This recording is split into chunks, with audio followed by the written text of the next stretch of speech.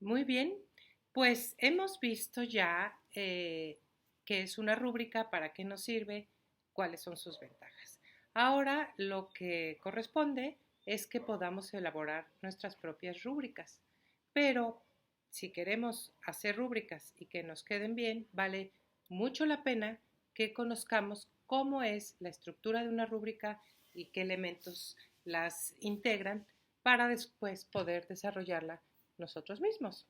Entonces, una rúbrica, como ya vimos, pues es como una matriz de doble entrada. Lo que tenemos del lado izquierdo en esa columna son lo que le llamamos las categorías y no es otra cosa sino los elementos que vamos a evaluar.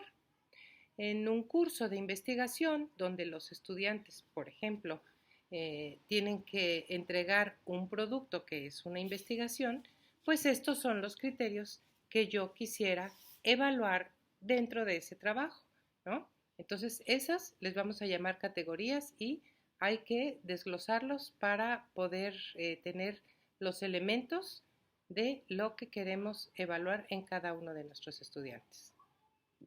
Después viene la escala. Y la escala es la graduación de la que hablábamos, ¿sí? Porque una rúbrica va graduada en distintos niveles de logro. Entonces, ¿cómo lo voy a medir? Pues tengo que hacer una escala de lo que es excelente, por ejemplo, en este caso pusimos excelente, suficiente o requiere elaboración y le asignamos un numerito para después poder convertir en calificación la evaluación que yo haga de estos trabajos.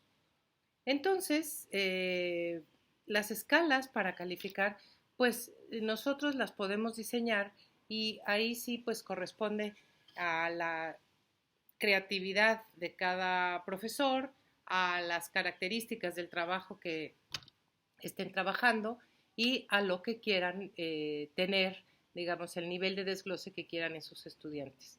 O sea, estos niveles le podemos poner etiquetas diversas para que se vayan correspondiendo y como ven siempre va graduado, digamos, de la mejor ejecución a la ejecución menos lograda.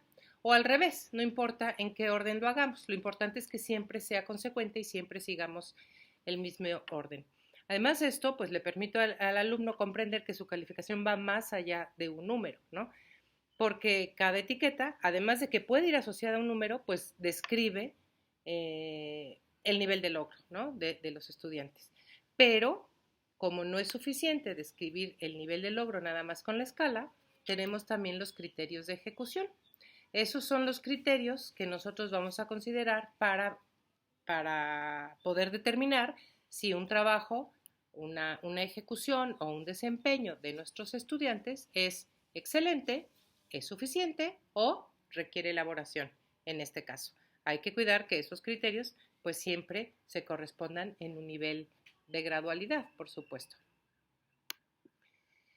Entonces, las características de una rúbrica, pues tiene que ser necesariamente que haya una continuidad en la escala, ¿sí? O sea, si vamos cambiando la calidad de un nivel de ejecución al siguiente, pues en todos los intervalos debe ser igual, o sea, se debe de ver una continuidad en el momento que vayamos diseñando los distintos niveles de ejecución. Uh-huh. Se requiere paralelismo en los criterios, o sea, cada descriptor debe mantener paralelismo con sus descriptores previos, o sea, si yo pongo integra 5 características en un nivel de excelencia, al otro pues le tendría que poner 4, 3, 2, 1 y así para que el lenguaje que se utilice en la oración pues sea consecuente y sea coherente con todo lo que se está diciendo en ese elemento de la rúbrica.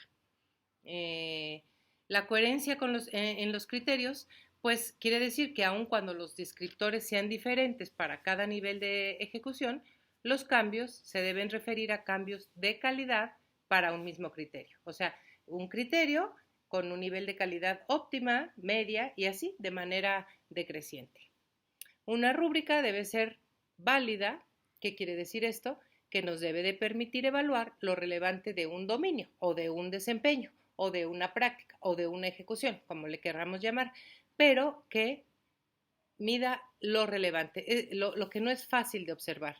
Y aquí caemos muchas veces en el truco de confundir la forma con el fondo y entonces las rúbricas acaban midiendo si el trabajo es claro, si la presentación es adecuada, si usó el sistema de referenciación de la APA, etcétera. Ojo que el fondo, el contenido de ese desempeño no nos debe de pasar por alto y debe de estar presente en la rúbrica.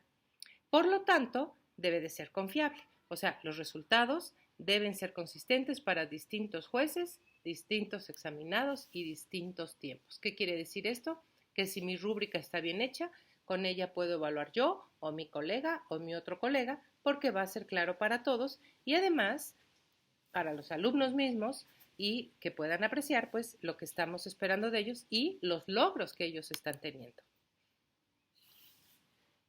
¿Cómo se diseña una rúbrica? Bueno, en primer lugar tenemos que examinar, regresar a nuestros objetivos de aprendizaje a los que se refiere esa tarea que le estamos pidiendo al estudiante, porque de allí parte, o sea, nosotros tenemos que buscar el logro de ciertos objetivos y la rúbrica debe de ser consecuente con ellos. Después ya tenemos los objetivos y entonces podemos identificar las tareas que se requieren para cada uno de los objetivos, o sea, qué queremos que el examinado muestre durante el desarrollo de esa tarea. Esas evidencias específicas son las que se van a convertir en nuestras categorías, o sea, la columna del lado izquierdo de la que ya hablábamos. Después definimos la escala, lo que va arriba, ¿no? ¿Cuántos niveles? ¿A qué números corresponden? ¿Sí?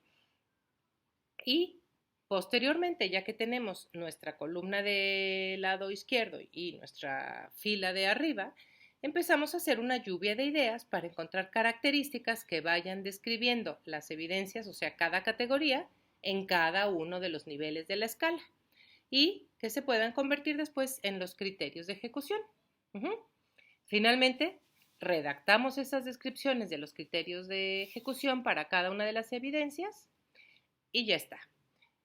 Se recomienda que después de cada aplicación revisemos la rúbrica porque a veces pues no nos va a quedar bien al inicio y en el momento de ponerla en práctica podemos darnos cuenta que algo no estuvo bien. Pero como sabemos la docencia es un ejercicio de ida y vuelta, de perfeccionamiento constante y es siempre estar regresando y poder mejorar cada vez. Ahora bien, ¿cómo se califica una rúbrica? Ya la diseñamos, ¿no? Ya está diseñado con sus criterios, sus categorías y sus niveles de ejecución, pero para calificarse la podemos hacer de muchas maneras y hay dos más comunes. La primera, que es muy simple, donde cada nivel de la escala tiene un mismo valor que va decreciendo según el criterio de ejecución alcanzado, que es la que les he venido poniendo en el ejemplo. Si es óptimo vale 3 puntos, un desempeño aceptable 2, y si está el alumno en etapas iniciales, pues 1 punto, ¿no? Evidentemente si no encontró, pues 0 puntos. Y así, para cada uno de ellos, por lo tanto, el puntaje máximo para cada categoría, pues sería el mismo. Pero puede ocurrir que haya cosas que sean de mayor interés para el aprendizaje que otras y que nosotros le queramos dar un peso mayor dentro de la evaluación que estamos haciendo. Entonces, podríamos hacerlo de esta manera, que los elementos tuvieran un distinto peso porcentual dependiendo de su importancia respecto del producto alcanzado. Y este peso porcentual pues va decreciendo según el criterio de ejecución que hayan logrado. O sea, por ejemplo, en esta lámina que ven, para quien la diseñó, es más importante los conceptos, o sea, que los utilice correctamente, que el apego a la consigna. O sea, los conceptos pueden alcanzar un valor máximo del 30%, 30, 20, 10, 0, y el apego a la consigna 20, 15, 10 o 0.5%. Y así sucesivamente. Aquí se nos presenta nada más una parte de la rúbrica porque no nos cabe, pero bueno, se supone que la suma de todos los excelentes nos daría un 100%. Y así, ya nada más, pues podríamos ir contra las entregas de los alumnos tachando o señalando en dónde cae cada uno de ellos. Una sugerencia es que si hacemos en una tablita de Excel y le ponemos una fórmula, a la hora de calificar a nuestros estudiantes, de evaluarlos, va a ser muy fácil porque donde vayamos poniéndole, pues nos dará una calificación ya de manera mucho más automatizada. Y bueno, pues finalmente quisiera hablarles mínimamente de las listas de verificación, listas de cotejo o checklist de que ya habíamos mencionado antes, porque no son exactamente una rúbrica, no están graduadas, pero como habíamos dicho, pues las rúbricas se basaban en reactivos de respuesta construida, pero de alta inferencia, o sea, de una gran elaboración del estudiante. Pero hay unos reactivos que también son de respuesta construida de baja inferencia. ¿Qué quiere decir esto? Pues que a lo mejor nos basta con saber si está presente o no dentro del desarrollo de la tarea. Entonces, las listas de verificación que ya conocemos, pues también pasan a ser, o sea, pueden ser un instrumento muy útil y no hay que desdeñarlo. Cuando se requiera y no se requiere una rúbrica, es muy válido usar una lista de verificación, ¿sí? En general, pues se emplean para medir algo en el dominio que es muy fácil de observar. En los laboratorios se usan mucho, por ejemplo, en enfermería, en trabajo social, para ver si se siguen ciertos procedimientos, en ingeniería, en fin, y se puede llevar a la respuesta correcta por caminos diferentes, pero lo que importa es que esté presente o no cierta ejecución en el estudiante, ¿sí? Entonces sirve para ver si se han seguido protocolos, en fin, tienen mucha utilidad y en los trabajos que se desarrollan con tecnologías digitales también suelen ser muy, muy útiles. Aquí tenemos un ejemplo de una lista de verificación para donde se le pide al estudiante que construya un currículum vitae y pues lo que nos importa es saber si ese producto, ese currículum, tiene las características que le fueron solicitadas al estudiante y nada más sería pues palomear o marcar aquellos que sí los tengan.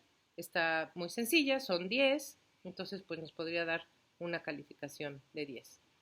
Y eso es básicamente la forma como se construyen, cómo se califican, pero ahora lo interesante va a ser construir nuestras propias rúbricas y otras para que cada vez nos hagamos mucho más expertos en la construcción de instrumentos de evaluación para pruebas abiertas de respuesta construida. Ah, y de alta inferencia.